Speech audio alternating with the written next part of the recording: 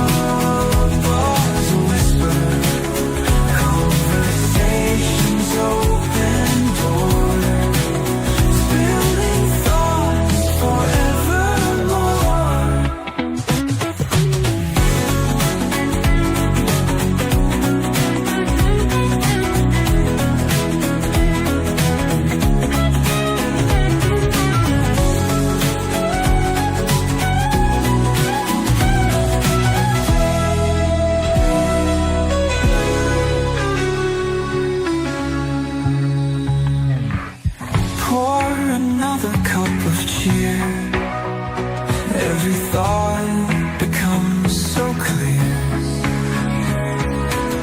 From stations and bubbling streams, waking up to brand new dreams.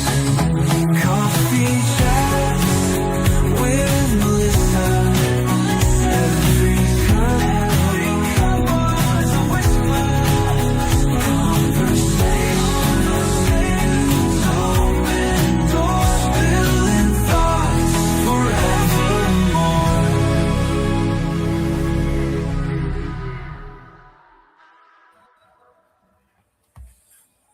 Hello. Good morning, guys. It's early. It's Saturday. It's 6 a.m. It's the last day for us to enjoy this time frame because from what I understand, tomorrow it is jumping again. And so welcome into our late start, I guess, for the year. It's also International Women's Day. Can I just take a moment to just enjoy that? I'm a woman. I have international reach on this platform. I'm very grateful for that reach. As of today, I have a voice that I can use in any way I want, within boundaries. I'm on a platform. I'm on a few platforms, Facebook, LinkedIn, YouTube. They have their rules, but I'm grateful to say where I stand. I get to have an opinion and I voice it. And I'm proud to be one of those women who can stand up and do so. And so for those women, for those girls, wherever they are, even if they're inside in this room, inside you, right? That little kid who just can't always use their voice. Welcome, number one. And number two, I really want to just celebrate being a woman today. As a woman, I feel like it has been my obligation to kind of be the older sister, the helper, the best friend, the mentor, the guide, the one willing to speak up in the room, because for some reason, mom usually speaks up first in my family. And so it's just one of those things where I want to honor that. And then also the transition, the growing from a girl who was to the adult who does. And this, yes, I'm a girl, so I'm going to speak about it from my perspective. But truth is, it's just from being a child until now, and what that looks like. That's what we're going to dive into today, and just what it took to get here. We all overcome our we all overcome our childhoods in some way. That was a lot of words in that sentence that were struggling to come out of my mouth. So just know that I'm aware not everybody's journey is mine. Not everybody's journey is yours. But it is in the journey that we take those children through life, through the hardest days, through the best days, through bills, medical, relationships, career, pressure, anxiety, car maintenance, like all the little things that stack up on that little kid inside who really never asked to grow up beyond, hey, I want to do it my way, right? And I want to honor that journey today. For me, thinking about it from an International Women's perspective, I definitely will be talking about it a little more from that angle, just to honor the day we're in. But please think of it as an open conversation with yourself to have. If this is how Melissa feels, how do I feel about my inner child, whatever gender they are represented by?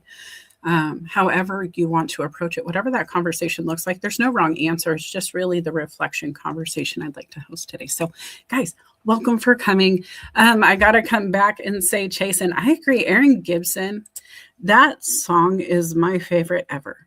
And of his, I got to say, and it's quickly becoming one of my top 10 of all time.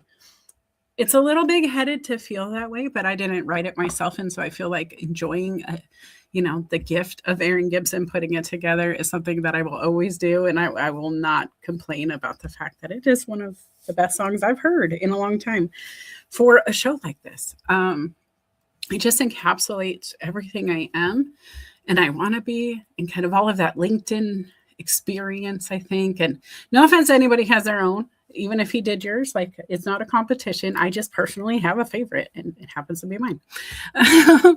Truth is, though, Aaron was able to get into my brain, hear the feedback I gave him, hear what I was hoping to hear, and he was able to execute that. And so I'm forever grateful. And then Kenny says, I appreciate any human being, woman or man, who speaks up. I do. And I know you do. And I know you speak up, and I want to get into this today. So guys, thanks for coming. If you're new and don't know who I am, I just want to take 2 seconds. I am Melissa Houston, cultivator of dream, motivator of human capital. And what that means is I help people like you figure out what they want to be when they grow up and get a plan together. Some people get stuck along a plan they already have cultivated, something they've already put together and decided on, but somehow it's just not working out. And so sometimes I work with those people, and then other times it's businesses struggling to take their idea to market, to work their teams into a well-oiled machine that is cohesive and working together and collaborative and everybody excited to be there. Sometimes it's just, assessing a little bit of it all. And we just take small bites on all of it just to make sure your life runs a little smoother for you to have a better experience. And so depending on who you are, what you need, I can help. If you want to chat, I can definitely do that. Reach out to me. You can visit my website at documentthenAct.com. And then also I'm on YouTube. There's my QR code. I got a lot going on my stage right now. But please go check it out. All right. So let's get back into this. The girl who was to the adult who does. And it really comes back to starting at the beginning.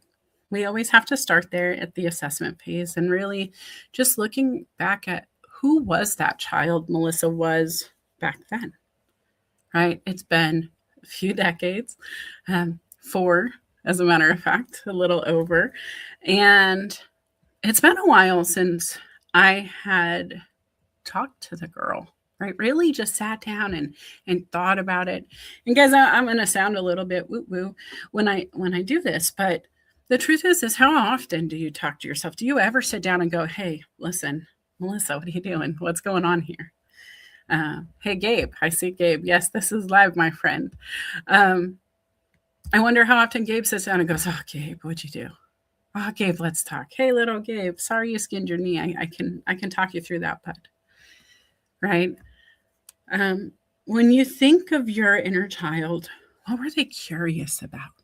Because I really think if I'm looking at childhood, beyond just the constant need to touch things and just like from infancy on, right? As soon as you are mobile and articulating and able to have some decision on where your body moves versus being carried by the people in the room, you get curious. You do things that are scary. There are so many things on a child safety aisle that children have created because of their curiosity, right? How to keep the cabinets closed so the pans aren't on the floor, how to keep wall outlets covered so little things don't go into the hole, because we teach them how to do that with the blocks, right? Do you guys remember the stars and the square and the circle, and you got to fit it into the bucket, but you got to put it in the slot exactly right. And so they're curious because all they see is a game. They don't understand the electricity beyond the hole, right? But they're so curious and they want to touch it all and they want to see it all. They even want to taste it all. We just put whatever we want in our mouth. Who were you back then? What was that thing? And maybe not as a toddler. I don't need to know, if you ever put something in the outlet or if your parents were fearful of that kind of moment. But what was it that got you moving? What was it that you would watch with intention that was maybe a documentary? What books did you read without having to be assigned the books? What were your favorite toys? When you played make pretend, make believe, what was it you were playing at? Right? These are things I want you to reflect on today. Maybe even over the weekend, just in the back of your mind while you're in the shower, while you're, scratching out some numbers on a piece of paper, you don't need your brain for. Maybe that's when it'll hit you. But I really want you to think through this. And then learning how to belong. How did you navigate relationships in your childhood? How did you show up to those groups, the games, the places where people would play, right? I keep thinking board games.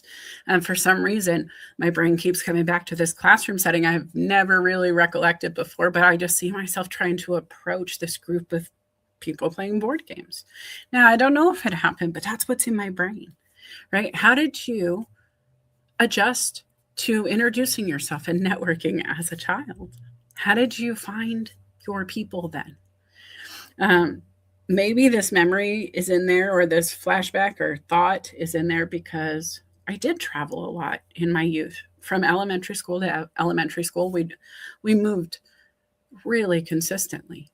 I was a nomad in elementary school, and so learning how to belong was something I had to figure out pretty early. And in doing so, I also learned where I didn't belong. Those people who seemed to be the cool kids usually ended up hurting by the end. The people who seemed really neat at the beginning, but then I saw some rough edges. I learned where I didn't belong too. And so knowing where you're not belonging is part of the equation, right? And then you decide when you're ready. Decide when to meet them, decide when to reflect, decide when to learn, decide when to opt in at any time. And so when you're thinking through where you started, these are the things I want you to write down, right? And if you don't have a pen and paper when you come to my show, that's tough. Hopefully you have your notes app open. You can text me in the DMs your notes. I don't care, as long as you have a way to write down what pops in your brain if it tickles you, because really my belief system is you document it and then you act. And we're only 15 minutes in. And so if I'm tickling your brain to go, ooh, I want to think about that later, you should write it down now, because I got so much more coming. Just going to look at the comments before we go to the next slide. Jay says, I remember when I was born with respiratory illness, it was challenging. But now, although I was facing challenges, I was able to grow with experience. Yeah. Jason says, I love it. So awesome, Melissa Houston. Hey, Lisa Fabric is here. Happy Saturday. Stephen Eng, good morning, my friend. Let me see here. Oh, Ken, thanks for sending out the link to people. I appreciate you on that. All right, let's go to the next comment. Next slide. We're awake. We're rocking. After you get through your childhood, and I'm just going to say for the sake of my argument that your teen years start at 10. It's the preteen phase is what I've always called it. It's where you're in double digits now, so you kind of have that I'm almost a teenager energy, or at least I did. My children did. My cousins did. A lot of the humans I know did. tell me if it was true for you. Do you believe in the preteen? And what time frame does the teenage year or teen, you know, season start for you guys? When did you feel that coming into your season, right? Like you were a teenager once. When did you feel like a teen? All right. I'm going to wake up, I promise. All right. So the teen. As a teen, if you have not figured it out in the first slide, right? We talked about finding your people and networking and really figuring out where you belong and where you don't. Maybe you were a very stable person in the sense that you got to be at the same school for multiple years in a row. You have the same group of friends. It's fantastic, right? You kind of know who you are. Maybe you're just anchored in. Maybe you have extracurriculars outside of school that overlap with the school. Sometimes that's church or sport group activities, the Boys and Girls Club, Girls Boy Scouts, that sort of thing, right? But if you don't have those anchors, if you're not part of band or choir or the art club or the chess club, if you haven't figured out who you are yet, if you don't feel like you belong in the room when you're standing there, it's really going to be harder when you get to the teen years. And I remember that for myself, at least, right? I again, being the nomadic mover, not by choice by any means, especially at this age, but I got to travel a lot. And it was mostly within the same city where I was from. And so sometimes I would run into older friends, sometimes I wouldn't. But I was always trying to figure out, what did I like about who I was at the last place? What didn't I like about it? What did I do wrong in picking my friends group the last time? What did I do wrong with the persona I brought to the playground? Because honestly, guys, I was trying new things. If the quiet nerdy girl with her book on the wall got beat up, the next time I was playing tetherball to show them I had an arm on me, right? If I got into the tetherball and then they said I was too aggressive because I was winning, because again, I wanted to show them you can't bully Melissa. It was a different group of people and it wasn't received the same way that it would have played in the last environment. And so I just kept searching for the right formula of Melissa as I moved through these different seasons and places. And I think it's something to reflect on when we're talking to people who aren't our age, right? To people who are in this transitional phase of being a teen, trying to figure it out. The world I was raised in had much clearer rules. If I'm being honest, it felt easier to navigate, as hard as my childhood was. And again, everybody has a hard time in their childhood. Everybody has some good times.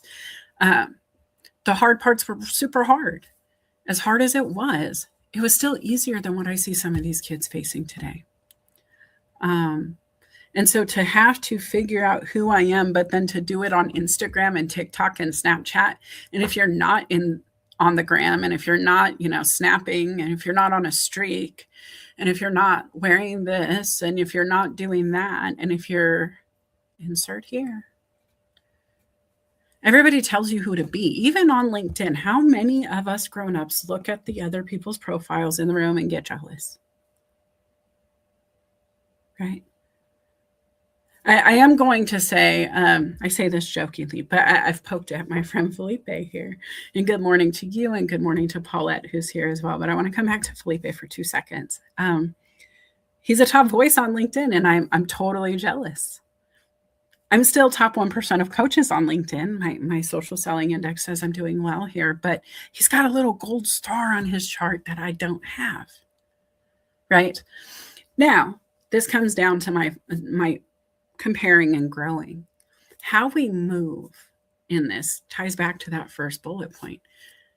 I am his little sister, so I'm going to be like, oh, no fair they gave you one. I want one, just like the little sister who would if they saw a candy bar come out of the pantry that mom hasn't given me yet.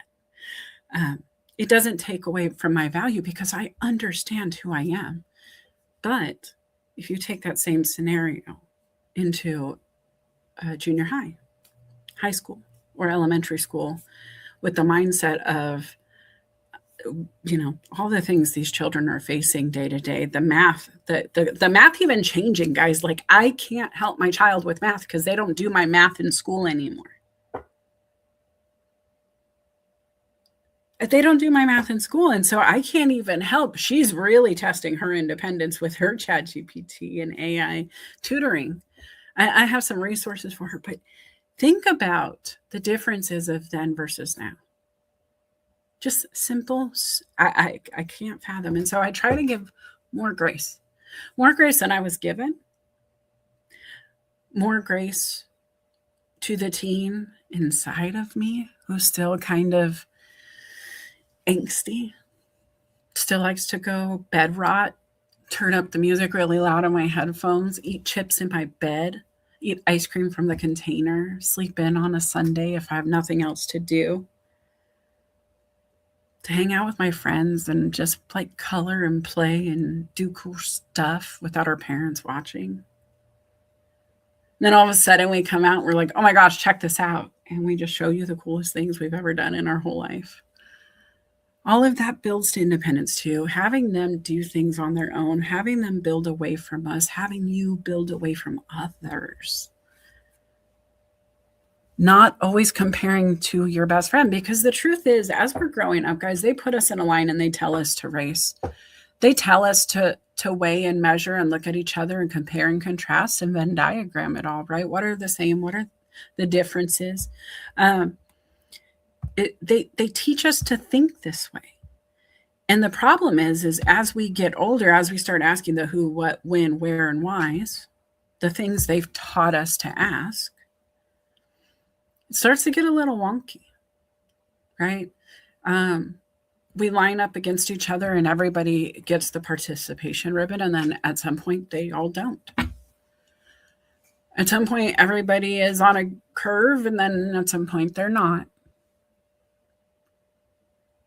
There are things that separate us. And when it comes time, that's beautiful. Because when I look back at high school, just high school, right? I look at my friends group that I've maintained during this time, going back to the teen years. I just want to stay on this for 2 seconds. When I think of my teen years, I think of JJ Johnson. Cool name, easy to remember, JJ Johnson.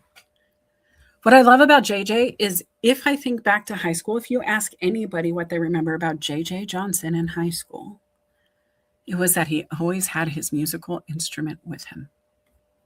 Always. Nonstop. If JJ was there, he could play for you if you asked. He was ready. Now, what I know about JJ now, he was on the last Depeche Mode album, playing for them. He's in a symphony.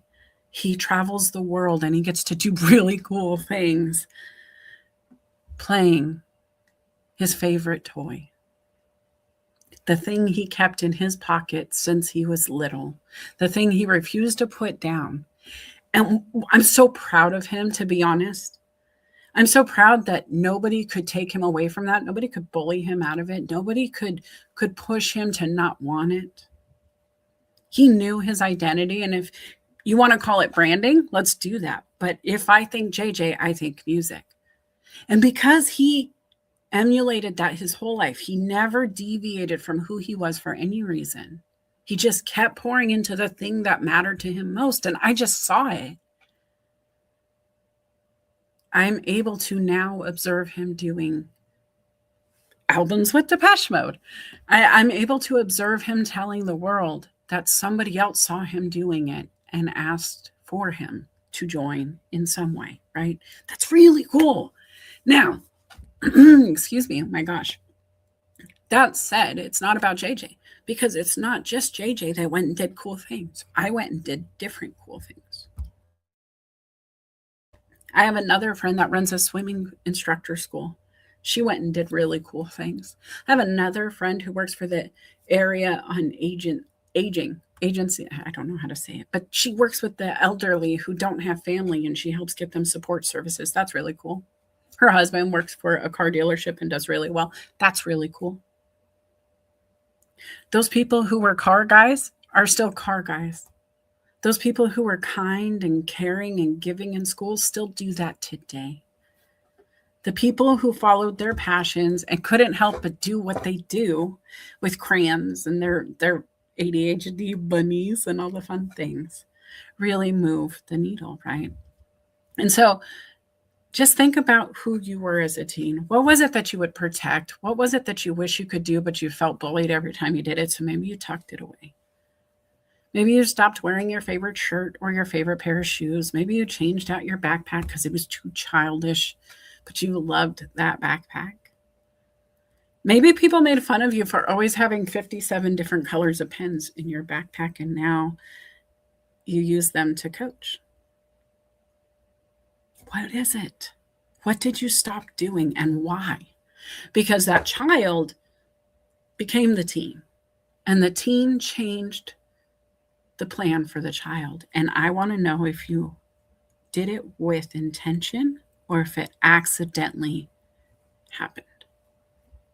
There are some childish things we put down, especially if you're a person of faith. It says it in the book, right? It says, put down the childish things. And I'm not trying to be disrespectful, but I'm not trying to put my faith on you. But there are some things to put down. Doesn't mean we put down all the things. We don't have to. You have to figure out what matters to you, and you have to dive in. Christine says, I find that my kids don't study by memorizing like what they really want to understand fully with something means, which is way better than the way I did it. Okay.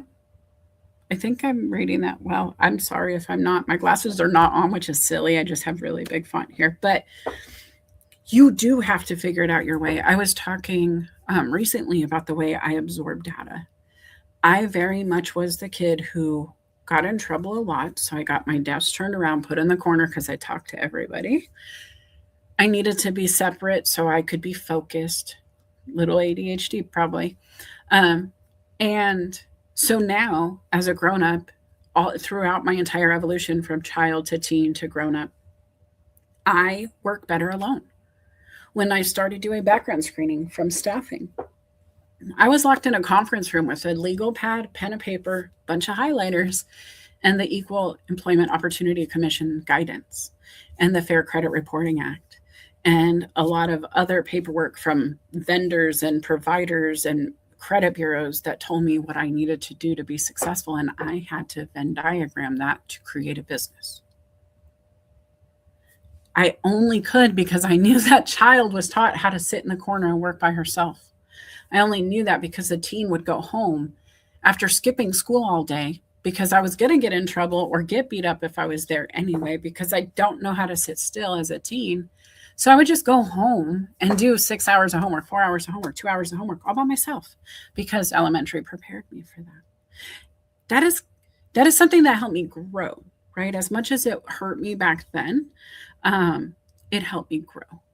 And I just want to take the time for you to ask yourself, what might have hurt? What might have you had to grow through to get to where you are today, right? Because growth is not easy, and it's not always,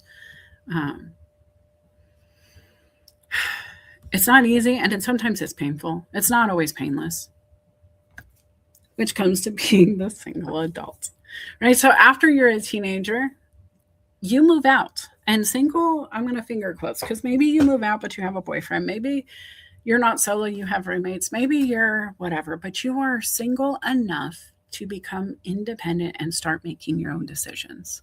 You get to fill out your own tax returns. You get to decide yes or no on a ballot. You get to choose to tear down your body or not in a lot of ways. You get to legally be responsible for anything they put on a piece of paper in front of you and you sign for. It's independence. You might start a career. You might start a business. You might learn personal responsibility like the lease, the car payments, the credit cards, the first LLC, maybe just having your first 9 to 5 and taking full accountability and responsibility for the outcomes in that role.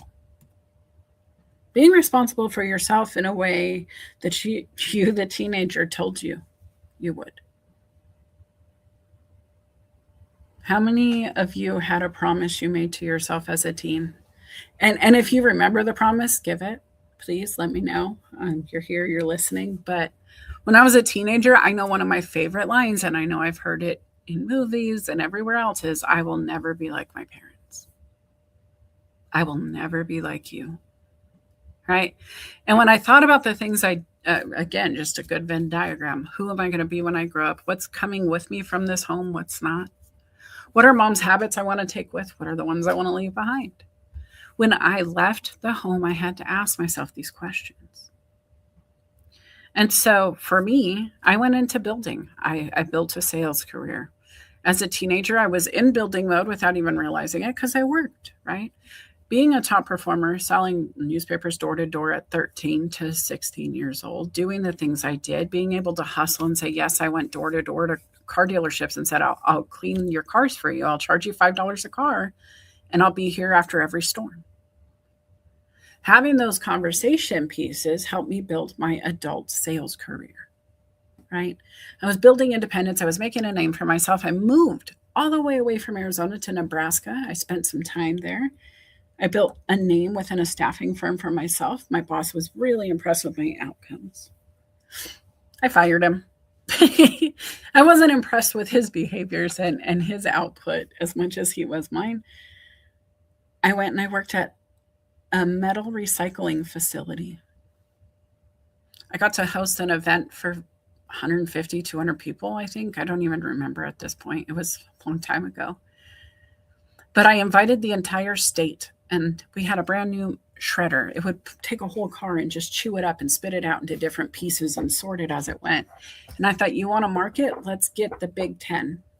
Nebraska is a Huskers fan. There is no NFL there. So let's just put logos on the side of the cars before we chew them up. Let's shred the competition. Marketing. It was great. Huge event. Catered. Did the thing. Got laid off when the machine broke down just a few months later. A month later, I had a house fire. I had to look for work. And because most of you know, I am a GED and a smile, I have built my experience within organizations, not in a college classroom. I wasn't qualifying to work at the businesses of the clients that I'd been staffing for successfully for a couple of years. I just couldn't get in to do the same job I did for them successfully, to the point where I was their sole provider of services, but I was not qualified to work there. It took some work, okay? But I built this career in my maiden name. I started to build that staffing firm. I started to build that metal, recycling, marketing, and client base. Fire took it. I reached back out to my former employer at the staffing firm and said, hey, I need a job, all of these things. And he said, let's start a background screening firm, right? So in my maiden name, that's what I did. I built, I worked, I left home. I left the state of Arizona just to get so far away from that circle that we couldn't overlap anymore. I needed boundaries. I needed to make change. That was the beginning of my single adulthood, right? And let's pause on International Women's Day and give a shout out to one of my favorite women that has ever lived, Dr. Maya Angelou. We delight in the beauty of the butterfly, but rarely admit the changes it has gone through to achieve that beauty. There is so much work to be done to go from child to teen to adult. That's just one bubble, right? Just one human, you, floating through your existence, working through what comes. And there's so much change that happens before you can even get to a point where you understand who you are, before you see your true colors, not the ones that were outlined for you for 18 years, not the structure you were taught, not the way you were taught to think or believe, not the things that were imposed on you, but the things you got to put down with intention because you knew they didn't fit anymore. The things that you got to pick up and put in your pocket instead, the things you got to put on instead, the things you got to opt into instead. There was so many shifts in your lifetime, so many friends groups, so many conversations, so many times you put your foot down and it didn't feel good. So many times you've had to lose people to grow. The butterfly does not start out as beautiful as it ends. It actually is a very gross existence in some ways. Kind of cool. Don't get me wrong. Caterpillars are cool. But when you think about the cocoon and the process of the evolution, it's just kind of ew. And I don't know any human who has gone through the hardest parts of their life without that little bit of ew, right? Without the hard work, without a sprained ankle. I don't care if you're the best pro athlete you ever in existence in your field, on the field, in whatever it is, right?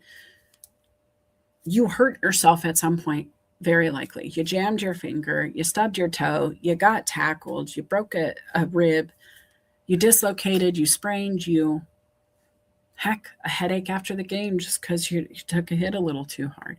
Nothing is easy that's worth it. Nothing is painless if it's really moving the needle. You're going to see it. You're going to feel it. It's not going to be a comfortable shift all the time. Doesn't mean it's always got to be hard. It doesn't mean you have to be in pain to have growth happen, but you have to be willing to see both sides, right? The house always gets dirtier before it gets better. You have to pull the stove away from the wall, get it exactly out of the spot it's supposed to be, to scrub behind it to the things that you're missing. There's a problem lurking, and until you untidy it to get it tidied again, you're not going to be able to fix it. And so ask yourself, what promises those children you know, the child and the teen inside, that the preteen, the teenager, that young adult, that 20-something-year-old you promised that wouldn't always have to work this way, wouldn't always have to feel this way, wouldn't always put up with this behavior. Look at them and talk to them. Where do we need to grow? Where do you need to give them kudos, high fives, right? You made it. You did it. I see you, buddy. Because they did make it. When you look in the mirror, I want you to see that child who made it through their toughest days. I want you to see the teen who made it through the bullies, who made it through the worst parts of teenager years, who made it through that acne they couldn't control and their voice cracking and whatever else came with it. That was a lot, and I'm proud of you. You should be proud of you. And we don't talk about it enough. You became the builder, right? You go from being the single human that's just trying to figure it out, that 20-something-year-old who might make some really good bad choices, blow your entire paycheck on that concert you can't help but want to see, take the trip with somebody you hardly know and end up with a broken heart but a ton of memories. Who knows, right? But then you move into a phase where you're like, okay, we can save instead. We can do this instead. We can prepare a little bit better. You start proving your capabilities. You start giving yourself that standard, right? There's a foundation. There's concrete we don't move from. The rent's paid before we play. We sleep when we have to work tomorrow. I'm going to, and you have to insert here, right?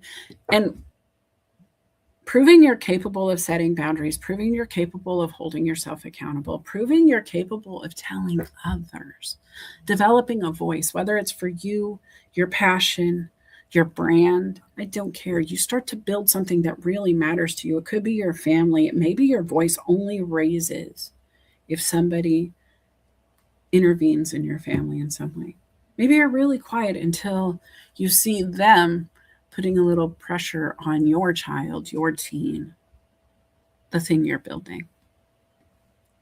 Either way, how do you develop that voice? What are you raising that voice for? What are you talking about and why? What moves you to act in that way? When you move, does it take you in the direction you want to go? When we talk about it, building a career, I got to be honest, I didn't expect the extra hurdle of transitioning from my maiden name to my business name when I was building. After spending a lot of time in the Midwest, building a staffing firm, building a background screening company, deciding in 2015, I am going to go ahead and go out on my own, start my own business, consulting and coaching, doing what I've done for others, but doing it for myself. I realized I was ready and I started building, and I was still in my maiden name. Now, mind you guys, for you who don't know me, I have been with my husband for 18 years. We just celebrated 18 years in August. We got married 9 years in. And so all of my first decade of being together, I was building my maiden name's branding. I was that girl under that name. When I left that company, it was about a year before I took on my married name. And as soon as I took on my married name and I would call clients, when I would email, I was lost. They had no idea who I was. It no longer resonated with them by just name alone. I had to explain who I was. Once I correlated the two, then it was a little bit more helpful. But I realized I had a hurdle to overcome just by changing my name. So then I had to build again. And I had to build and develop the voice of Melissa Houston.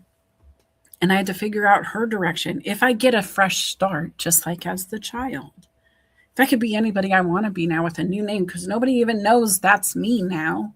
For some reason, they just don't have a face to a name. It's probably because I wasn't using LinkedIn in the same way back then. Again, learning and growing and changing as we go.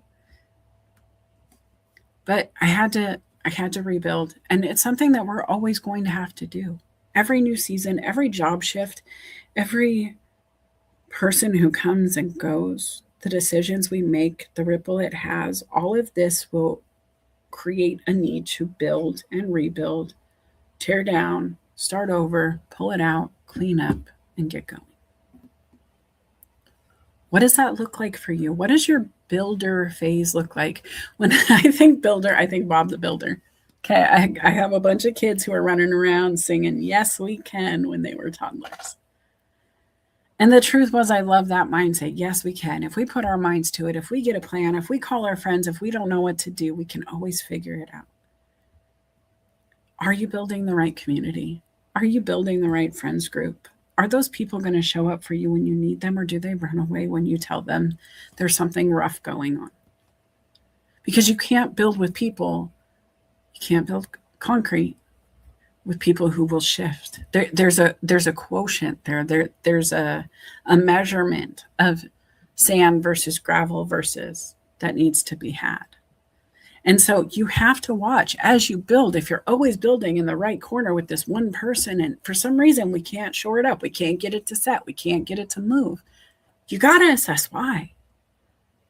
And how long are you going to spend on that corner before you realize that's just not the solution? And maybe you should call somebody from the other corner to come over to figure out what's happening here.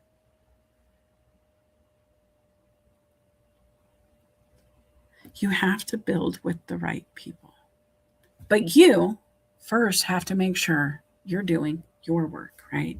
Your work for the child within, your work for the teen within, your work for that single person who is struggling to finally get to a stable point. The promises you made yourself along the way, what does that look like now? Because I can simply tell you, if I had to give AI an idea of who I wanted to be, like what I want to wake up to in the morning, there's a hint of chlorine or bleach in the air. There is. My house should always smell just a little more clean than the neighbor. I don't know why I feel that way. I just love it. It's not OCD. I don't have to make it happen, but if I get a choice, that's the vibe. I want clean, open lines. I want open windows. I want light that I can't hide from. I want green plants everywhere. I want fresh fruit on the counter. I want quiet reading and writing time, and I want loud music that won't bother my neighbors. I want a movie screen on my wall that's bigger than the one in the theater if I can figure it out, right? I want to feel like I'm in the movie. I want to vibrate when I'm in the jet. I want to feel it rumble my couch. And I want to help people when I'm working. I want to do the coaching and consulting thing, but that's really my dream life, is that other thing. Just relaxing at home and being able to take in every bit of media, art, creativity, light, nature that I can. I can create that direction. That is not a big ask. I didn't give a value to the home. I didn't tell you whether I was renting or if I owned it. I didn't tell you if it was a house or an apartment. In my brain, it was actually a condo, one that I could travel to and from at will. I would also like an RV with big windows, or maybe a sky deck, like the roof you can go sit on. These are things that that single person inside of me told me about for a long time. Those conversations I had as a kid, where we would go to the lake and the river with grandma's RV and hang out and spend weekends there. Just pile in and figure out how everything turned into a bed somehow. And if they didn't have a bed, who cares? Get your sleeping bag and lay on the floor. Just don't lay in the walkway. I got to get to the bathroom. Right?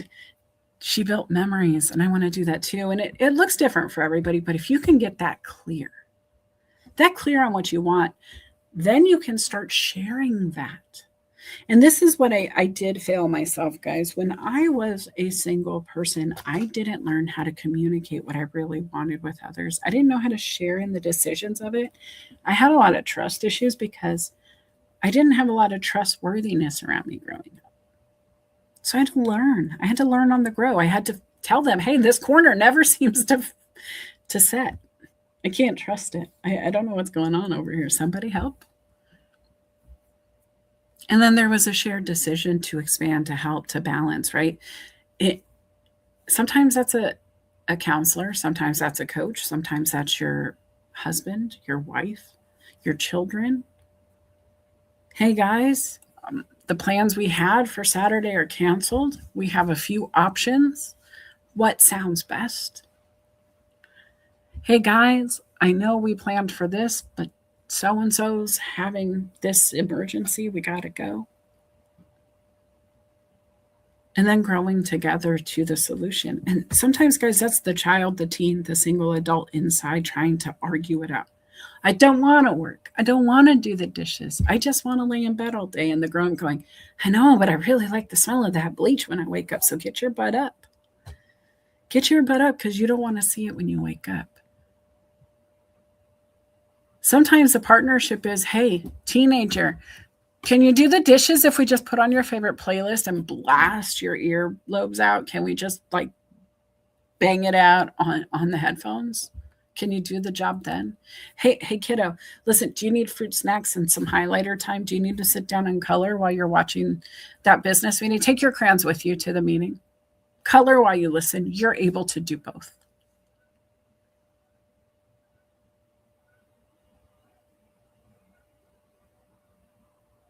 Did you think about what you could do for you? What are those things you play with? What are those things you do that you could do more often?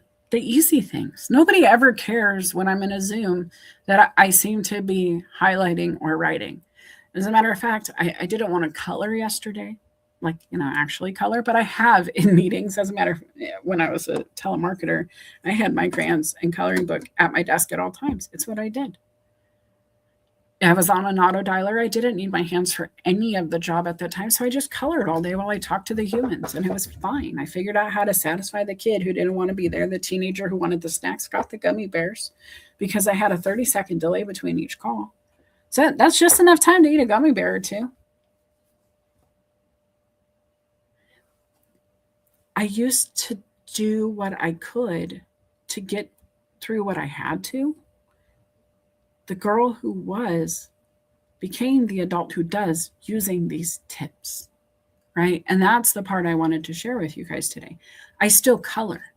There are coffee chats, audio events where people would come up and go, are you coloring? I was like, oh, can you hear it? And they would say, yeah, because in the background, I would just be doing this. And I didn't care. I didn't even realize, because I was coaching and playing. The gummy bear thing, right? Simple, but it satisfies the teenager until they get off work and they can go do what they want. Now, this is just Melissa's experience. But for those who are just joining, I see some people at the top of the hour, so I want to say hi real quick. Again, Melissa Houston here, Cultivator of Dreams, Motivator of Human Capital. I am on LinkedIn, YouTube, and Facebook Live right now. You can check out my website at documentthenact.com. We are talking about growing from the girl who was to the adult that does. And it is International Women's Day. And so I feel like it was really important just to take it from a perspective of being a girl who grew. A girl who grew into the woman who's in front of you, that has you listening all over the country, all over the globe, wherever you are, to hear my journey, to maybe take a tip or trick from me and apply it to your life. We talked about the child who began, the curiosity about the world, and how you really couldn't slow them down from trying to touch and feel everything, right? We also got into the teenager searching for identity, testing independence, comparing against oneself and the others around you, and how it kind of overlaps with LinkedIn and social today, and how hard it is for teenagers today in this world, and how if we're really carrying this teen around, they're living this too. There are some grown-ups on LinkedIn who come to me and have the same problem. They're judging themselves against the picture on the screen. And guys, we can't do that. We can't. We talked about the single adult who got through both of those phases to make themselves promises, to set a standard in their life, and maybe still struggled a bit. We talked about the butterfly and how it transitions, and the builder that you become and who you build with. Your community matters, right? And building as many times as you need to, and rebuilding and starting over.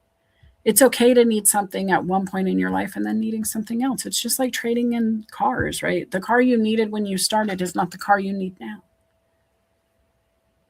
As you grow, so do your needs and wants. And you just got to make sure that you're partnering up and expanding the right ways, that you're getting some feedback, that if you want to grow your business, that you're talking to the right people, your accountant, your business planner, your manager, your team, your marketing people, your spouse, to make sure they're not trying to do something else, right? Because that will take time and commitment. And you have all of these things that you need to consider. And when you start sharing decisions, you really accept that grown-up responsibility, that builder responsibility.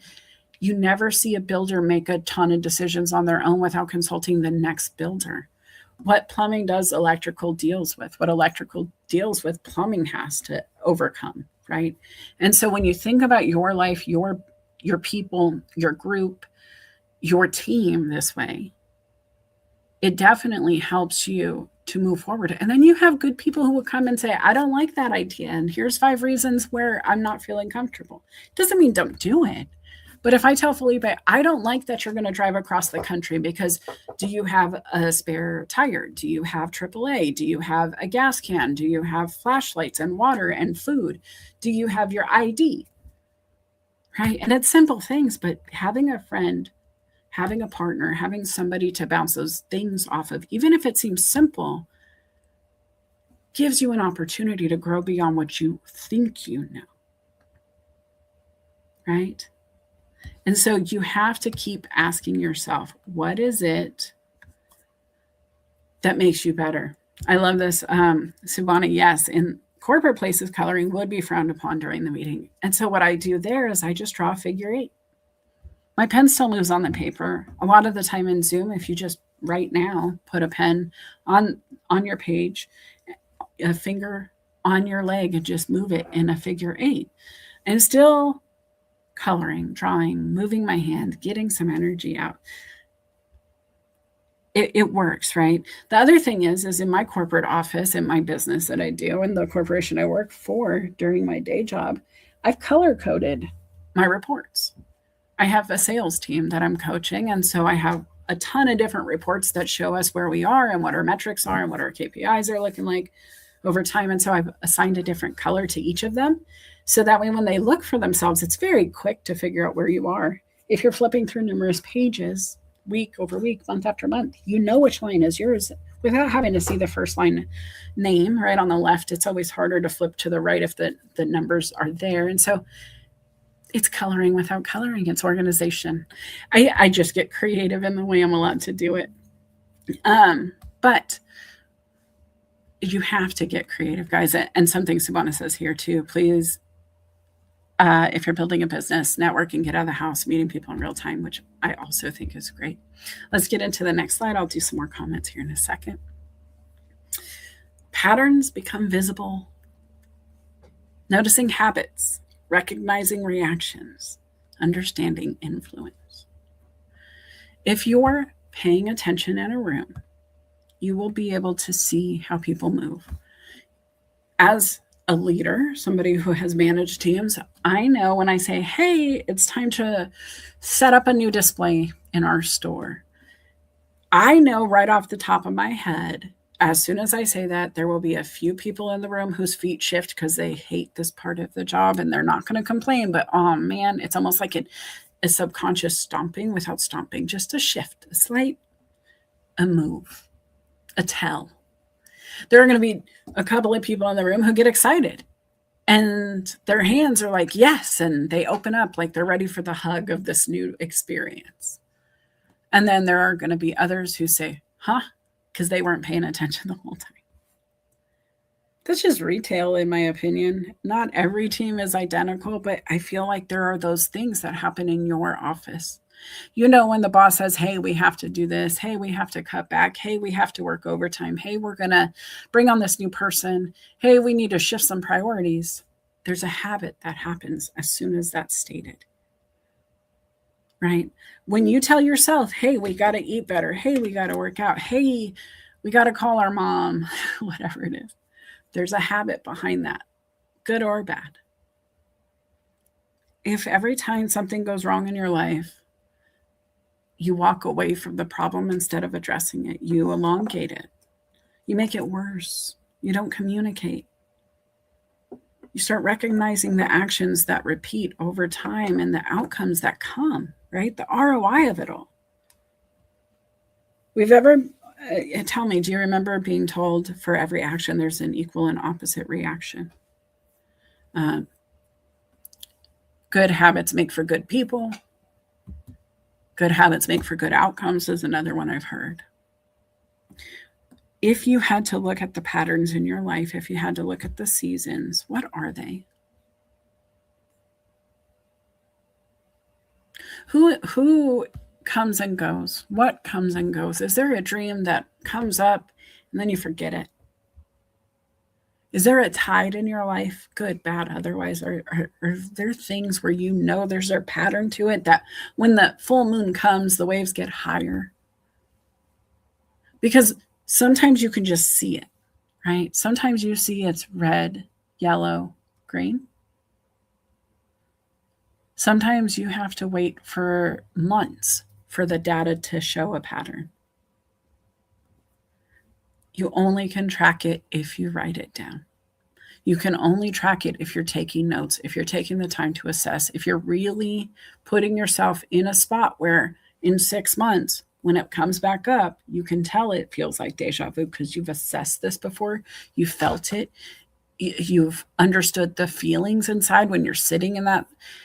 You know what fear looks like, guys. You know that feeling that starts to build under your skin and your tummy and your brain before you're even scared, but you know what it looks like when it's coming.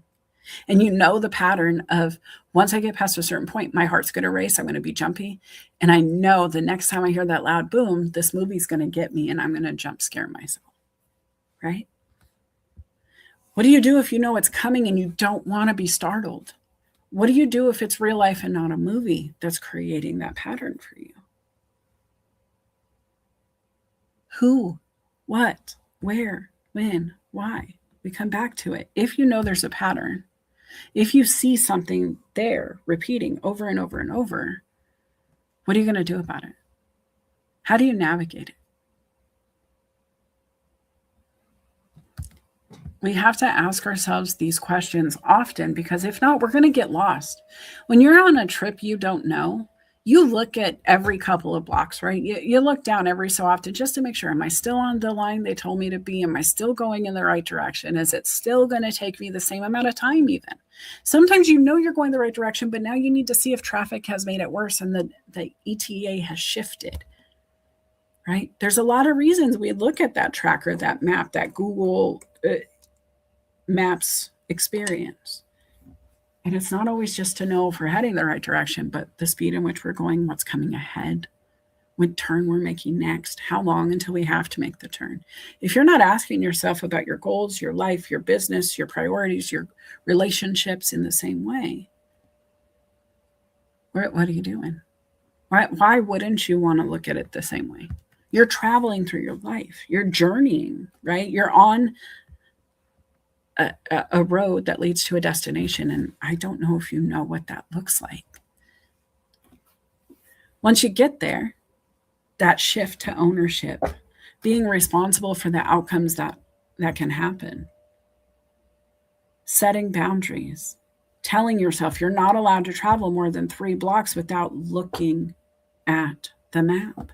You're not allowed to go more than 3 months in a business without reviewing the data. Quarterly reports exist for a reason. It makes no sense to go a whole year in business without testing the temperature of the books and the water and the outcomes and the progress we're making.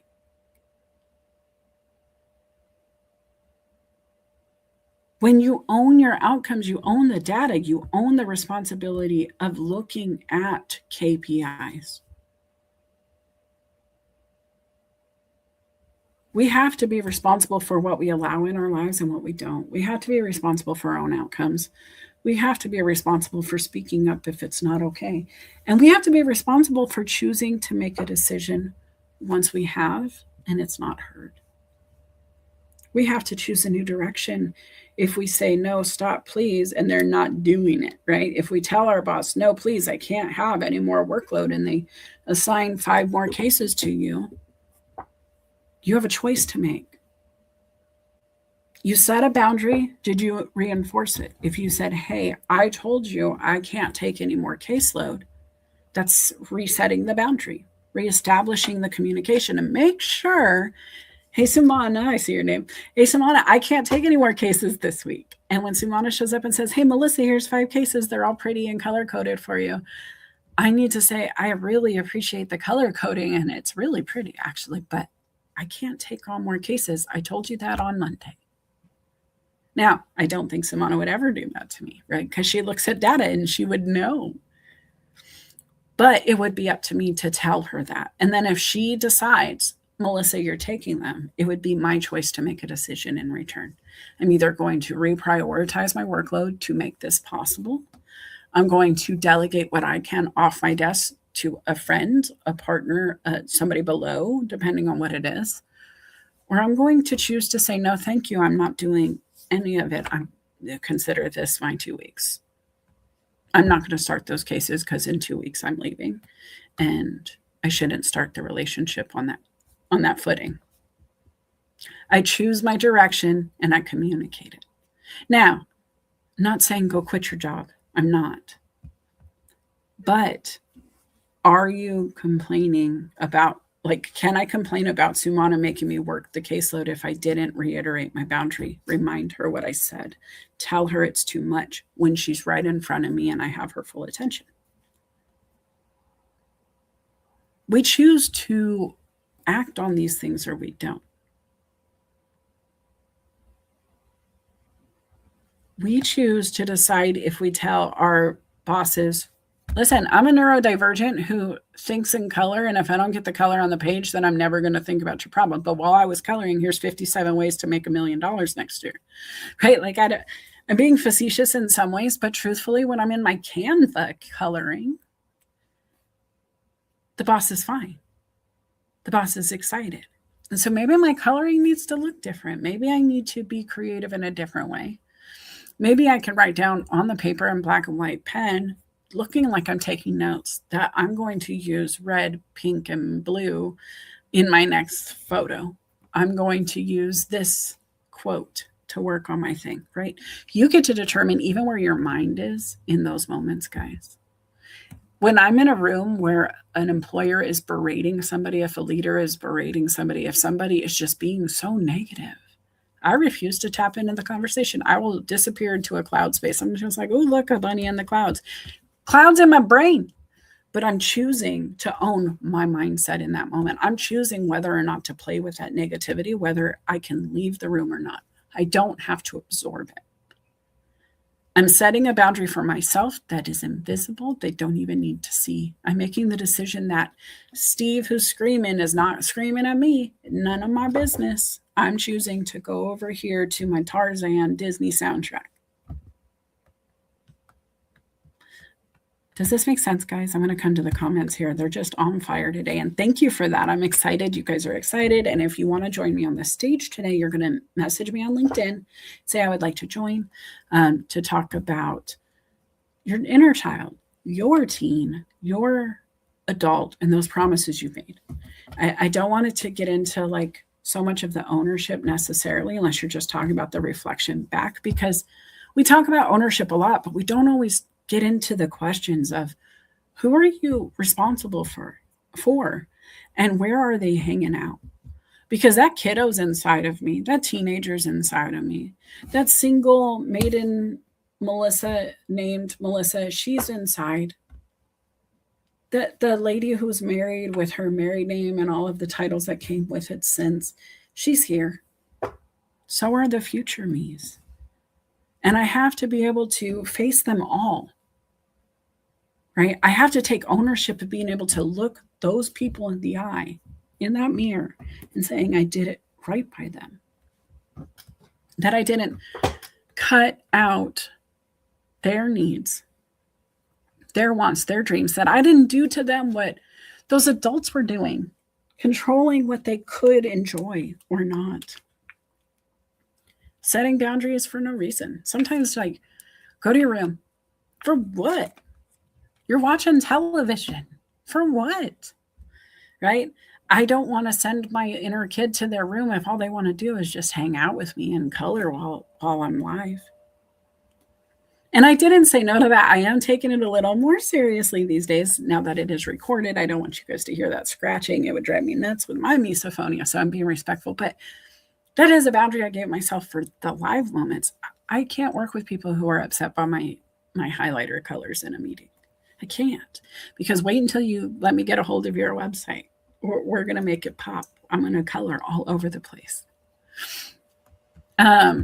Felipe says punishment should not be a way the workplace handles situations. It causes toxicity and lack of trust. And yeah, guys, if your team shows up a little funky in a way that maybe you wouldn't, but it's not changing the outcome of your day-to-day operations, I would consider just question mark it. Why does this bother me? We had a dress code, and Felipe's going to love this, but we had a dress code at the staffing firm that said you had to be business professional. We could do business casual on some days, but really professional. And sometimes I wanted to wear my neon orange socks with my suit. It was an all black suit. It was the only pop of color in the whole outfit. But they made me feel excited. They were my lucky socks. Every time I wore them, I got a new staffing contract. And so I wore them. Didn't say not to in the handbook. It was his opinion that the orange socks weren't professional. And now there are brands out there that sell really crazy socks for professionals all the time. Men's ties and socks are off the chain fun, right? And so why is it that it would matter to my boss if it motivates me to sell and the client would never see them? Never. Let me see what he says next. Coaching versus punishing is sustainable, beneficial, and emotionally intelligent. Absolutely. I'm going to jump ahead a little bit. I know Sumama said she would never fire me, and I love that. Let's see. Steven says boundaries and decisions need full attention.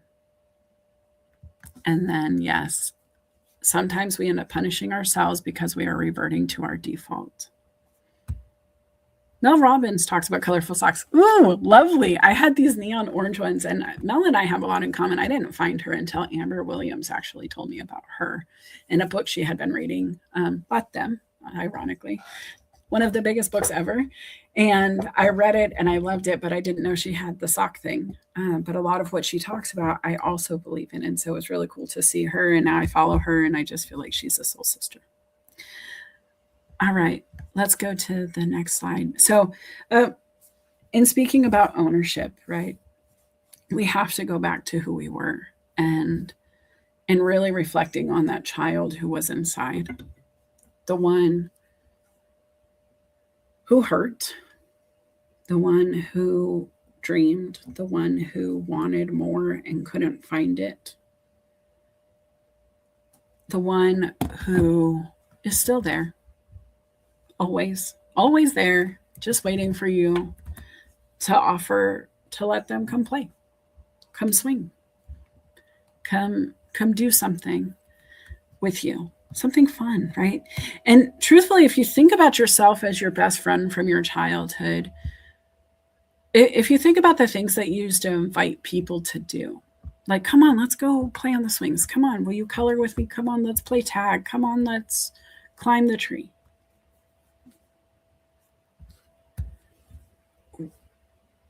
How many of those things that you used to pull people along for do you do? I have a friend, Rachel. Last time I saw her as a teenager, we were in probably high school, 10th grade. She was in my ROTC. We wore our uniforms. We were a nerdy little bunch, and I loved her to death. And we were in choir together, and it was just so great. And we ran into her at the store, my husband and I, and he knew all the friends in high school too, same school, same group of people. And she just comes charging at me in a way to hug me that I had never seen such aggression in a hug. And at the last second, I literally just moved out of the way and let her hug my husband. It was like a dodge moment. And come to find out, she does roller derby, like really aggressive girl, badass roller derby. And on International Women's Day, I just wanted to give that a shout out because that's really cool. But there was that little scrappy inner kid in her the whole time we were friends. She always had a little bit of fire. She always had that ability to go kick some ass, military mindset style, right? And so as she grew, she didn't put that down. She may have gone away from that child side of her for a bit, but then she tapped into it as an adult in that way. I know there are grownups out there who like to go rowing and play in the water. I know there are people out there who like to climb rocks and they go hiking and they do it with harnesses and like chalk and thousands of feet just dangling in the air like a yo-yo that lost its gusto. No, thank you. But if that's who that kid is inside, good for them. I sell motorcycle people gear all the time. They are big kids on a bike. It's like watching a kid get a big wheel when they come in with their new bike. And they do. It doesn't matter how close we are. It doesn't matter if I even remember their name. They come in, they go, guess what I got? And they show me. That is honoring the kid inside. That is that kid who likes the things that go vroom. That is the Hot Wheels lover, the one who always had a motorcycle in his pocket, the one who always had a car in his backpack. Right? Those car shows, bunch of kids, Hot Wheels. That's all I see. And I'm sorry if it sounds disrespectful, but I want you to understand how playful it really feels when you just opt in to play with the things that make you happy with intention and not care what others believe. There are whole groups of people from sports groups, the Boys and Girls Club, the YMCA. Grown-ups come together all the time in those places to play basketball, join softball leagues. You don't have to stop. You can join the local choir. There's one local. I promise you don't even need to be in high school or a church. There's another choir around. There's probably some kind of little group where they just want to do a cappella stuff. It exists. Maybe you're the kid who just needed to jump a little higher every time, swing a little higher, climb a little higher, just beat your last best goal, your last best score. Are you doing that now? Do you still motivate yourself to be at the top of the playground monkey bars? Do you sit on top? Did you stop climbing? You have to honor what made you you. You have to honor the twists, the turns, the scrapes, the burns, all of it. Truthfully, I feel a little Dr. Seuss like sometimes. I love poetry and I don't honor myself enough to write it as often as I should. But when I speak to you, sometimes it just comes out in that way. And I'm like, oh, that's good. I should have wrote that down. But try, keep going until you figure it out. Make the mistakes. Make the mistakes of not writing it, but show up and do it in a different way. Make the mistakes of getting a bruised knee or a scraped knee, but do it anyway. Take knee pads. We sell gear. There's stuff for that, right? Others have made the same mistake. So maybe before you go wall climbing or rock climbing or tree climbing or skateboarding or snowboarding or any of the things that tickle your brain, just ask others, hey, what should I take with me on the mountain? What should I take with me in my backpack? What should I how can I safely make this jump? What did you do to do that flip? How did you land it? How long did it take you to practice? And how did you get to 10 feet from 2 feet? Every Olympic athlete started with no ability. None. They were a toddler that their parents were scared we're just going to jump and break something. They were running around with all this curiosity, doing crazy little things, and it didn't start at their best score. It was constant tapping on that passion, that play. And it cost, guys. This is not a free experience. I need you to understand, and I'm not trying to pitch you my coaching. If you want it, great. Yeah, it cost you. This is free here, so it's not even a cost thing. But it does cost to be on the sports team. It does cost to opt into the clubs, to buy the uniforms, to do the trip. But it's going to cost you not to. You have to figure this out for you. Felipe is here. I want to bring him up, and I know some others said they want to come on stage as well. So if you want to, please just message me.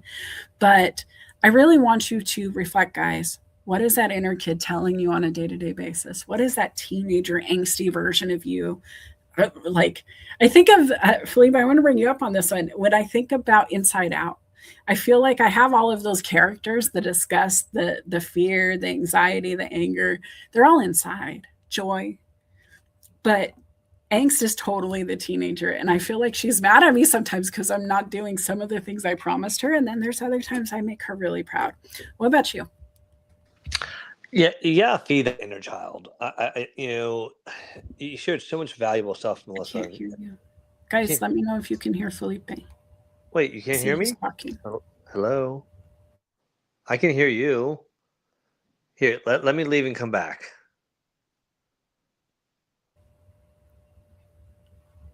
Okay, maybe he's going to come back. I hope that let me know if you could hear him. Christine is here. I'm going to add her to the stage. Christine, can you hear me? Yes. Can you hear me?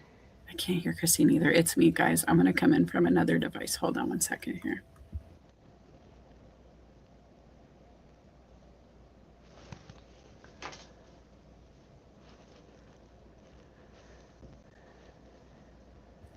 All right, Felipe, give that a try. Let's see how we're doing.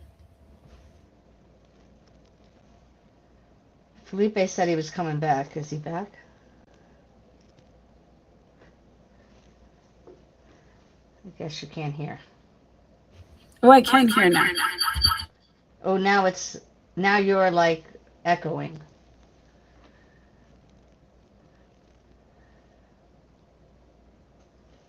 You guys talk.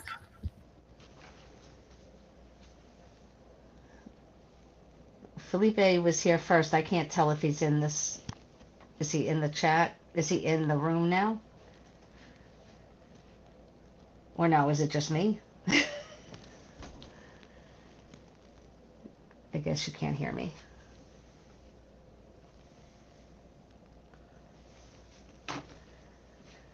I don't know.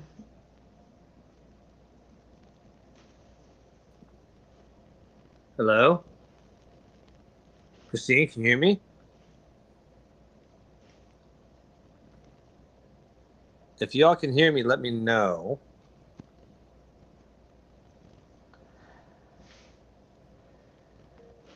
Oh my gosh, this has been crazy. Sorry, guys. Yeah, I don't know what happened. See, this is StreamYard, guys, because I should have been able to just hear him, but of course not. So, okay, I'm on my phone too. There's two of me. I'm trying not to get the feedback, so I'm going to come in from here now. I hope the audio's okay, but tell me what's coming up for you. What are your thoughts on this? All right. So you can hear me okay, right? See, can you hear me? So Yes. I could hear Felipe. If y'all can hear me, let me know. Wow, that's delay. Yeah, that's Christine's computer coming. Anyway, Felipe, where are you at? Chris, I'm going to mute you for a second, and we're going to not have Felipe hear himself. Here we go. Felipe, tell me what you're thinking. All right, can you hear me okay now? Yep. Okay, so all right, thank you for that. All right, so what I was saying before was great conversation because we gotta feed that inner child. There's core memories from our childhood that stay with us that you talked about, and I think when you give kids different experiences, it gives them so many more core memories that stay with them. I mean, my father, God rest his soul, he came from Cuba to here with no money, rebuilt his family here, got a job at the World Bank. One of the benefits of the World Bank was that you could take you and your spouse and any children that were in school full time for free for free airline tickets anywhere in the world every other year. That was a benefit for the employees, which was insane. So our father would take us to Europe. Now, on the off years, we'd go hardcore camping in the woods with sleeping bags and tents and fire pits and rough it. And I'm sharing that because if I didn't have those experiences, some of those are so many of my core experiences. And, really understanding that kids need to experience a little bit of everything, it really helps them in the future. Because tapping into those memories, when you remember what it's like to be a child, you can be a little bit more relatable to children too, and understand that even though what they're going through doesn't seem like a big deal to you today, it probably was a big deal to you then. So we never stop growing and learning unless you choose to stop. And I think that's the important thing to remember is we will never stop learning and growing unless we decide that we don't want to anymore. Because no one can And stop I us. have to ask this though. So your dad took you with intention on trips and then took you hardcore camping. Yeah. When's the last time you went hardcore camping? Oh, I just took my kids a few years ago. I mean, we used to go growing up. I took them all the time. We took them to Europe, to Spain, and then we went hardcore camping too. Until my wife started hearing about glamping on Instagram about 5 years ago, and all of a sudden, all the cabins started becoming our camping ground. I'm like, wait! I want to go hardcore camping. Like, we will again. We just want to try this. So the last few years, we've gone and found cabins in the woods. That sounds like the horror movie, but we have. But we still go outside and build a fire outside. We still sometimes might sleep outside underneath the stars. And those are core memories that I wouldn't be doing if my father didn't take us as a child. Exactly right. That's what I was going to say is the reason I asked the question is because I know I've been around. We're friends. We've talked about your journey on when you were doing these things. And guys, that's the adult that does. And I have a couple more slides, so I just want to jump in. And Chris has come back now. And guys, I am so sorry in the comments. It looks like we have a huge delay.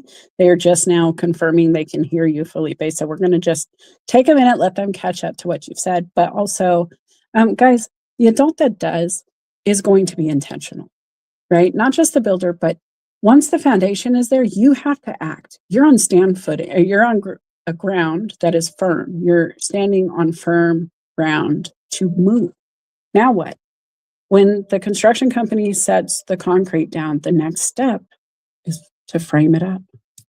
And so once you figure out how to move yourself, set your boundaries, feed yourself, clothe yourself, house yourself, and be able to play in the things you want to do, the next thing would be what? Because question mark for you guys, this is for you to answer. For Melissa, it's going to be to bring my friends along, to bring my family along, to tell others how I did it so they can do it. Maybe I'm going to stand on all four sides of that concrete foundation and just look at the view and figure out where my kitchen window is going to be. Which way are we going to actually face the house? Didn't know, right? You have to figure it out. And then you got to move the ideas into action once you figure out what's next. I'm going to jump to the final slide here of still becoming. Evolving identity, growing leadership, writing the next chapter. I'll be honest, here on LinkedIn, this is what we do most often. Every event can change something. I just posted a video this week that was a throwback from Facebook. It was on my memories. And I love to reshare good content. There's no reason that I shouldn't. 15,000 people didn't see it 3 years ago. But it really comes into writing your story and taking responsibility and one conversation changing your life. The responsibility is on you to have the conversation, to join the conversations, to plan the conversation if nobody else is hosting them. But that conversation is going to have a ripple. And I know there's a ton of conversations coming, Felipe. I'm going to put a pin in our stuff for a second because we have our show tomorrow. So I'm going to wrap with you if you have a minute just to sit. I'm going to come back to Chris and just see what comes up for her in this moment. Chris, welcome back. Hello. I missed you. I wanted to say hi first, and I've been really busy with my kids' activities and basketball, etc. But basketball season has finally ended, so I can attend. A few things. This was a really great topic. I put in the chat earlier that I used to connect with people through sports and stuff. So I grew up with like a cajillion boys in my neighborhood. So, whatever. I was always racing them, running around, doing those sorts of things, football, everything. like, so, um, but what I realized is I really, I'm not engaged in those things at all as much. And I really liked team sports. So, I mean, I'm older now. But I used to, before I had my kids, I was doing half marathons. I was really physically active. So, you just get into these ruts where you're not doing as much. But what I have been doing is a lot of um, stretching and I guess uh, using my body weight as not weight training, but some sort of strength training. But it would be nice to do it in a group. And the other thing I was going to say is about my patterns. I just think I wasn't seen as much as I wanted to be when I was young or something. I did have an aunt that was great. That really made me feel special, and thank God for her. But I have this fear of not being accepted, not being seen enough, people not knowing how smart I am.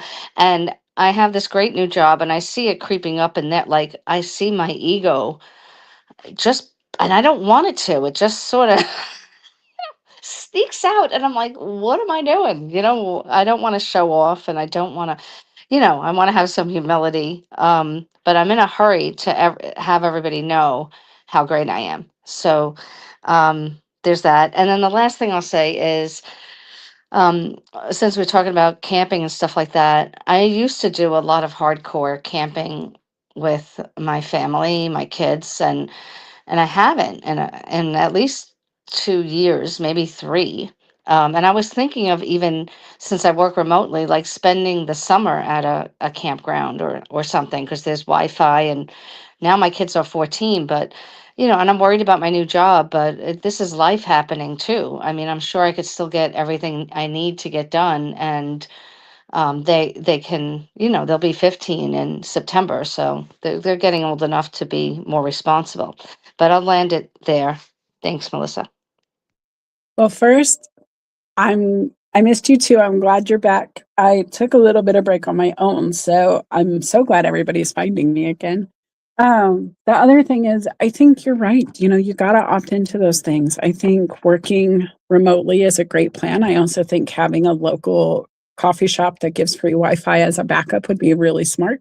As somebody who has worked remotely, my hotspot wasn't very successful at the Grand Canyon, but I did work from the Grand Canyon when I was doing some of my consulting. And so for me, that was the first step, was getting to be able to work remotely to that degree, the next step was to go back without work. Just to not have to work while I'm at the park is the next goal. And I think that's the evolving portion, right? And owning the fact that we want people to see us, we want people to acknowledge us. I mean, that's human. That's very reassurance in the cradle. I know mommy loves me, but I still want to be held now. That's something an infant does even, right? Like we need that comfort. And sometimes it comes from a hug, sometimes it comes from conversation, sometimes it comes from just saying yes to ourselves, doing that thing we need to lead ourselves to the next level. For me, it was a mindset shift to be able to work remotely from the Grand Canyon. And then it was another mindset shift to be able to go, oh, I don't actually want to work from these places. I want to relax in these places. And so I'm going to do everything I can to never have to work here again. But I checked a box and I thought that was the end goal. And when I got there, I was like, that's not the end goal. Okay, another to-do list item. And that is the evolution of becoming who you really want to be, right? Like we can think we want something. We get there, we're like, oh wait, okay, there's another door I want to open soon. And I think having that mindset is a growth mindset. Having that need to get your gold star is something we're trained to do. And you're very educated. So you were well trained to want your gold star, Chris said. So, just give it to yourself. If your next gold star is working remotely at the campground, do that. Hey, Houston. Yeah. So one of the things I wanted to share real quick, and I'll be quiet, I promise, because it touches on what you said. I think I've told you this before. I don't know if I should have told other people, but like 4 years ago, I bought my wife the Adventures Challenge book, and it's the couples edition, and it's activities for you to do with your couple. I bought it 4 years ago. We just started using it this past 2 months ago. But what's funny about it is that it gives you, it's a book that has scratch offs, and you scratch off to discover the challenge, and it tells you the price, if it's 50 cents or $5 to $10. It tells you if it's 30 minutes or 1 to 2 hours. If you need to be outside, if you get wet, if you need food, if you need supplies, if you need nothing, if you need crayons. And so we started doing them. And the first two that we did, one was take a sheet and create a cartoon story with 8 squares, and then draw your lifetime or your story, your life story in those 8 squares. So we took turns drawing with colored pencils, not crayons, and we created this great little story of our life, and it was fun to do. We got a chance to relax, bond, laugh. The other activity was, and you're gonna laugh at this, is go to the park and walk around holding hands for 15 minutes, no talking. You're not allowed to talk. And then go to swings and then push each other on the swings for 5 minutes each. The person pushing can say, ask anything. The person swinging cannot speak. And then they switch and take turns. So I just think it's funny that this book talking about building relationships as adult couples taps into color together, get on the swings together. So this is the couples editions. There's the singles edition. There's the go out and have fun with your friends edition, whatever. But the point is that even this building relationships is saying tap into other people, into your joy of being a kid, because that can help bond you. That can help you relax. That can help you open up your mind to things that you didn't think about, that you were overthinking maybe. So I just wanted to share that because it's helped us a lot. It's been silly and goofy. There's some more romantic ones involved where we're going to dinner, but it goes back to what you're saying. Swing on the swings, color together, do things that tap into your childhood, because it does add value. You literally took my next slide. Anyway. Okay, you said that was his last slide last time. You said. Well, my marketing is next, Felipe. Dang it. Yes, but you said it was the last. No, you slide said you wouldn't before. talk anymore. Stop doing that. It's not our show. This is my sorry. show, friend. Come on now. So listen, guys. No, truthfully, that I was going to give you some reference points. I just am doing this with my husband. We're talking. We're trying to reconnect just to be friends, to figure out how to communicate again, because we have been separated for over 6 months. We just went to the mall this last week. We just went to the park this last weekend. We went to the movies and had a day where we didn't talk about any of the trouble, and we just went to see Scream 7. And just kind of disconnect and be kids and not have to be responsible for outcomes in the moment, and just be the teenagers who just need to like not worry about grades for 5 seconds. These are the things that you have to do for you. And that's something that actually, this is the whole point of my show, was the inner kid in me wants to get the hugs I didn't get. The inner kid in me wants to play with the toys I didn't have. The inner kid in me wants to have the friends, groups, come over, do the sleepovers, do the hangouts, do the coloring, do the hair, makeup, whatever. I mean, when I think about the coaching retreats that I have in the back of my mind, the things I want to do here, it's headshots, it's coloring your brand, it's, drawing in our diary, doing that MASH style. So what is your next dream and what could be? And let's put it all in the circles and let's count to 3 and see what happens. If you understand that reference, you are totally as old as I am, because MASH is a thing. But just talking to yourself and your team, right? When it comes back to the relationship aspect of working as a partnership, you pick your partners, you pick where you're going, you expand on that or you don't. You're either going to build out your platform or you're going to shrink it down. That corner that keeps falling apart, is it falling apart because it's just not meant to be there? Did you not sturdy it up? Is it the wrong recipe? Is it just the ground you're building on is not the right space?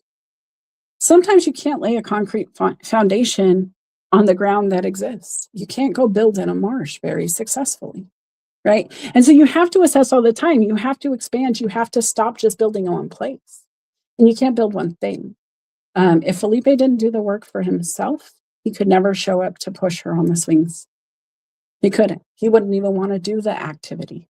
If she didn't show up to pour into her own cup, she couldn't pour into her husband. She wouldn't want to do the activity. She wouldn't have time to color. If I didn't pour into me, when I don't pour into me, I don't pick up my crayons at all. That's how I pour into me sometimes. But when I'm not feeling great, I don't feel creative. When I'm not feeling creative, I don't pick up crayon. Right? Sometimes what stirs my creativity and even the passion with Felipe, and I like tomorrow we're going to do it together. But even now, these are things that he's actively addressing in his life too, because we're grown-ups and it happens. If you're in a partnership or a relationship, you got to put in the work. You got to reassess. When we come in as coaches and consultants to your business, you're letting somebody come in and change it up a bit. It's somebody who can get into the corners you can. It's kind of like having a maid service where they come in and they see the dust bunnies you've missed. They do the vents, they do the fan, they do the lights. It's not that you're not running a great business, it's you just don't have time to do the lights. And honestly, it's not your business to even think about doing the lights. But once those chandeliers and the lights are clean, man, does it pop. Sometimes having that fresh perspective, bringing a third party in, bringing a book in from Mel Robbins. The last thing my husband and I were working on, together was that book, Let Them. We put it in audiobook form and we listened together. These are things that we were trying to work on things with intention. Felipe's trying to work on things with intention.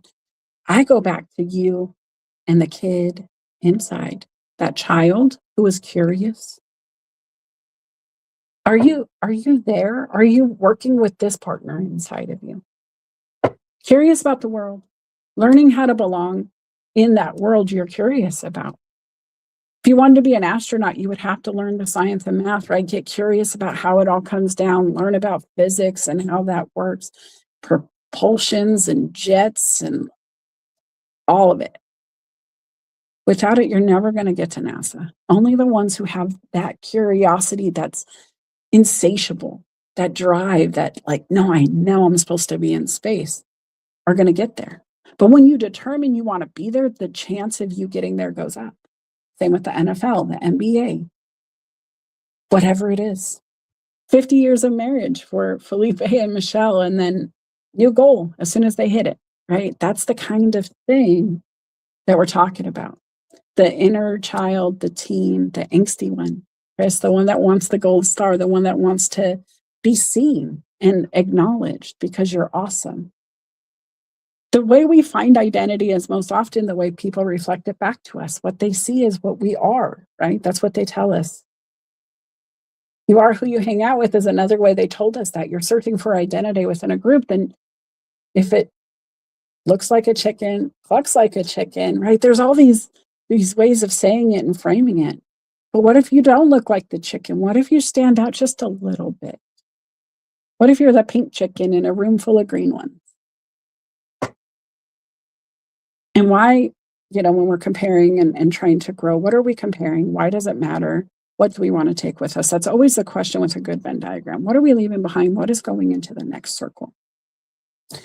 The single adult building independence, starting a career or business, learning personal responsibility, it can start over and over and over again too. Sometimes you were responsible as a grown-up parent, like Chris said, doing the sporting events, doing all the things, but now they're a little bit older and it's changed. Learning personal responsibility for that shift and what do I fill my time with and how do we make it feel good in that way again if I want to maintain it.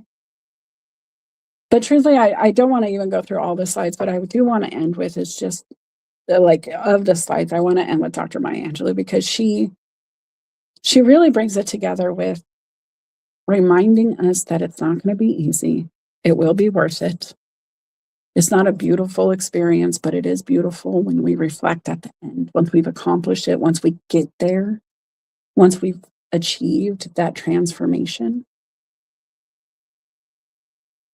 But if you can acknowledge it, others can learn from you. If you can acknowledge the problem, you can apply a solution. If you need a group, like Chris said, to do the stretching and the bending and the whatever, and to push herself to the next thing, that's great. She can sign up for a class. The YMCA on International Women's Day would probably be a great opt-in. And they probably have a ton of those kind of things available. It really comes down to defining your own success, really figuring out what you want to be, how you're going to get there, what's coming with you, what's not. Because not everything can come with you. Not everything can stay exactly the same if you're going to evolve. You cannot be a caterpillar and a butterfly. You have to choose. Now, there's going to be a transition point where you're in the middle. And you got to decide, do we go back? Do we go forward? Do we grab that color from the sky and put it on our wings and fly? Or do we go back into our cocoon? Just wait it out. Move our little wiggle down the path. Figure it out another day. Eat our leaf and just wait. Life's going to go on either way. It's going to happen with or without us. And we got to decide what that looks like. If you guys aren't sure how I can help, if you're not sure what you need help with, these are the things I can focus on with you.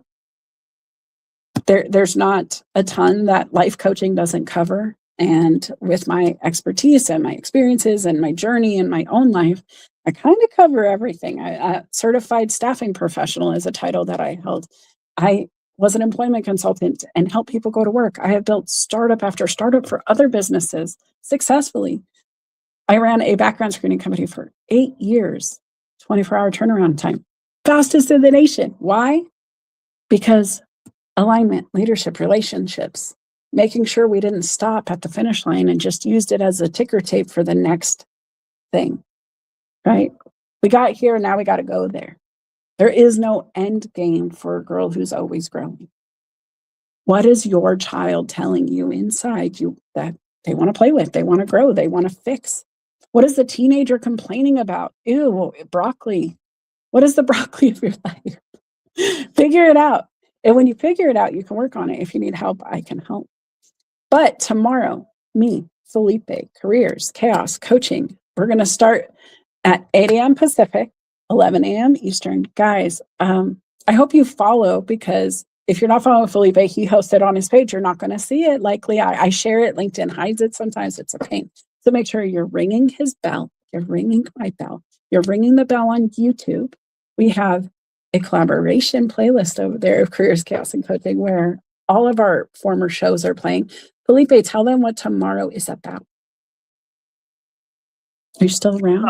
I'm still around. Yeah, thank you for that. So tomorrow's show, like I say, it's at 11 a.m. Central. Oops, it's 11 a.m. It's 11 a.m. Eastern. Wow, 8 a.m. Pacific. And what we're going to be talking about is really around the whole concept of building workplace relationships and how to use your skills to turn conflict into collaboration, because workplace relationships are so valuable and a lot of people avoid conflict, but it doesn't have to always be bad conflict. You can disagree and still come to a solution and learn to collaborate with each other, even though you have different points of view. So if that resonates with you, come join us tomorrow. Oh, I love that. And guys, what comes to mind when he's talking is I love doing woodworking. Like I like to buy old furniture and just refinish it. And I would always think about like running my hand across the top of the desk and just feeling some traction and some friction and like possible splinters coming my way. And then just pulling out the sandpaper and using friction again, but to my benefit. And I think there's so many ways we can approach it, but I'm excited to do that. And guys, come join us. Give us a comment if you're still here. Give us a comment if you're coming. Please go invite your friends. I got to send out some invites today. I would love your help. But also, if you're new, we haven't worked together yet. I just wanted to tell you, I do have a $100 clarity session for new clients only right now. An hour to get you focused, to plan on what's coming, to talk through what came up for you now, just to kind of figure out how does that even transition into a plan for me? I don't know what to do with what you just helped me uncover.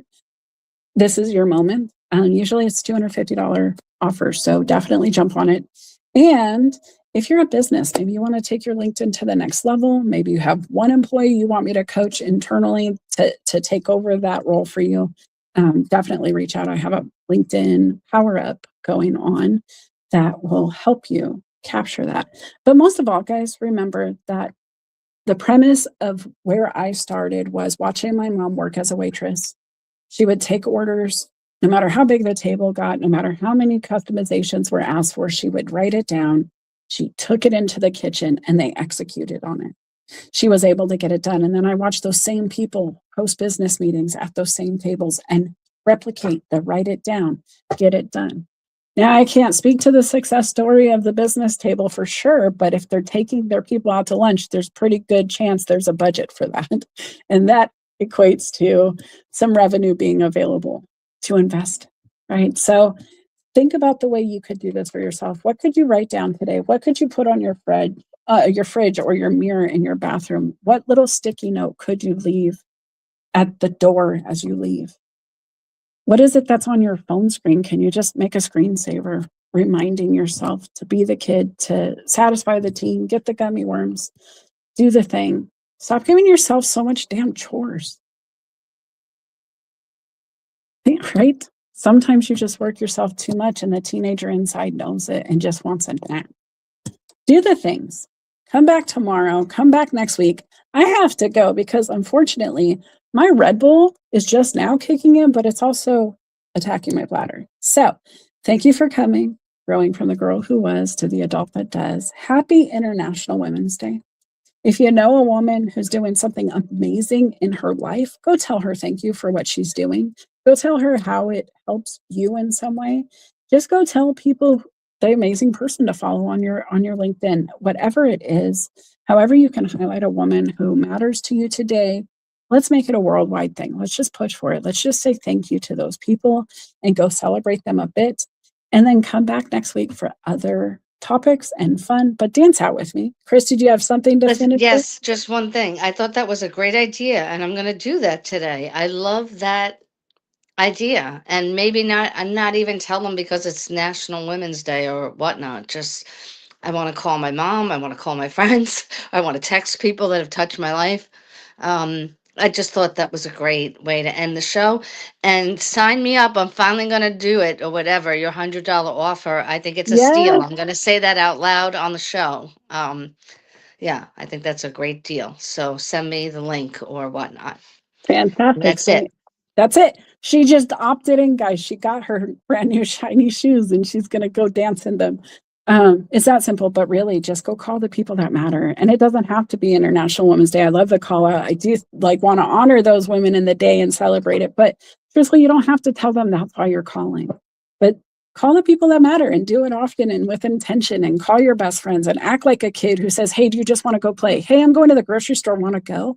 When's the last time you took your best friend to the grocery store with you for no reason at all, except to maybe get snacks and go to the park? Felipe's idea that he shared with his wife could happen with you and your kids, your best friend, your neighbor. Like, hey, neighbor, I'm having a barbecue. Do you want to do the potato salad? I got the baked beans and the hot dogs. Think about it, guys. Reach out, do something with intention, get on the ground, do some networking in person. I have an in-person event if you're in Bellingham, Washington, if you're within driving, flying, air balloon distance, come on in.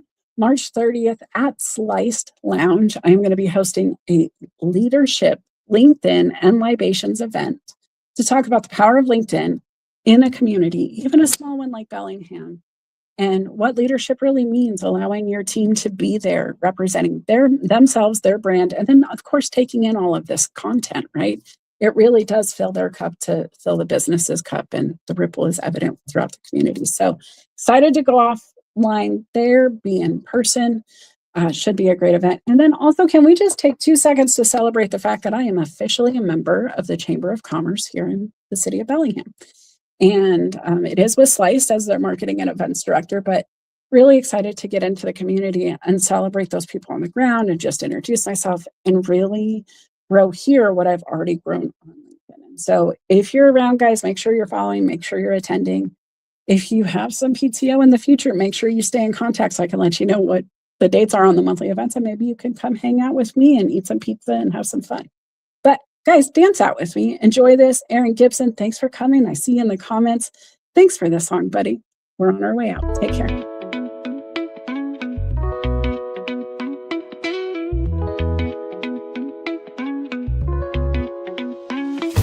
Sunlight creeps through my window pane.